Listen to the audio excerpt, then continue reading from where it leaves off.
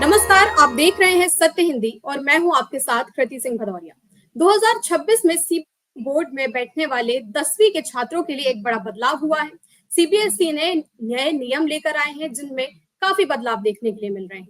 आपको बता दें कि अब की बार 10वीं के छात्रों के लिए केवल एक बार नहीं बल्कि 2 बार बोर्ड परीक्षा आयोजित की जाएंगी। और उनमें क्या कुछ होगा, आइए आपको बताते हैं विस्तार से।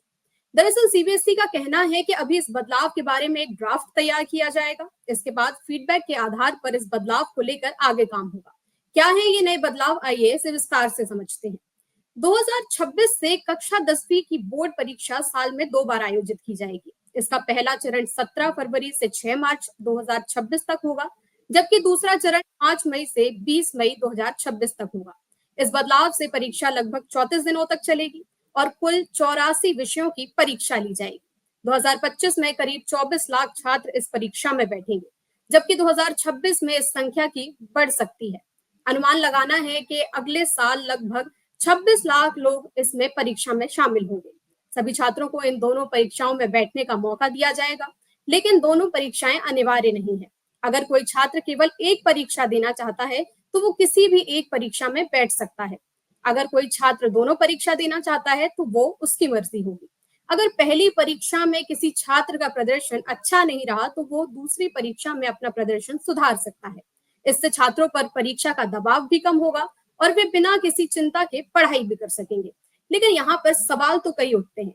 अब छात्रों के मन में ये सवाल होगा कि आखिर दोनों परीक्षाओं में से किस रिजल्ट को मान्य किया जाएगा। और दूसरा सवाल ये भी उनके मन में हो सकता है कि जब परीक्षाएं 2 बार की जाएंगी, तो प्रैक्टिकल एग्जाम्स के लिए क्या नए बदलाव किए गए हैं। तो आइए आपको बताते हैं कि जानकारी के मुताबिक मार्कशीट और पासिंग सर्टिफिकेट में दोनों परीक्षाओं के अंक और प्रैक्टिकल परीक्षाओं के अंक दर्ज होंगे।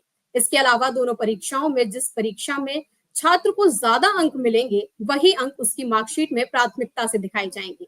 सभी छात्रों को मेरिट सर्टिफिकेट दूसरी परीक्षा के बाद जारी कर दिया जाएगा। आपको ये भी बता दें कि दोनों ही परीक्षाओं में पूरा पाठ्यक्रम शामिल होगा और छात्रों को दोनों ही चरण के लिए एक ही परीक्षा केंद्र दिया जाएगा। साथ ही परीक्षा शुल्क भी बढ़ा दिया जाएगा और आवेदन दाखिल करते समय छात्रों से दोनों परीक्षाओं का शुल्क भी लिया जाएगा। यहाँ एक समस्या गरीब छात्रों के साथ भी हो सकती है कि सीबीएसई और इसका क्या तोड़ निकालेगी, ये तो देखना ही होगा। सीबीएसई के अनुसार दोनों परीक्षाएं जब होंगी तो science, maths, social science, Hindi, English जैसी मुख्य विषयों की परीक्षा अलग अलग दिन आयोजित की जाएगी।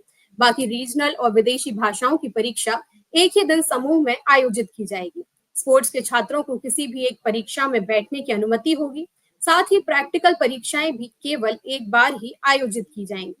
अगर कोई छात्र एक बार परीक्षा में फेल हो जाता है, तो उसे दूसरे चरण की परीक्षा में पास होना होगा, तभी जाकर के उसके जो अंक हैं वो रिजल्ट में आएंगे।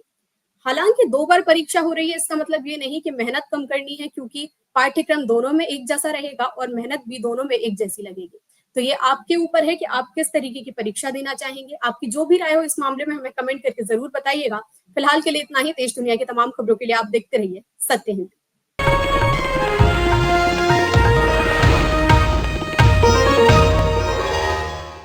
Copyright disclaimer under Section 107 of the Copyright Act 1976. Allowance is made for fair use for purposes such as criticism, comment, news reporting, scholarship, and research. Fair use is a use permitted by copyright statute that might otherwise be infringing.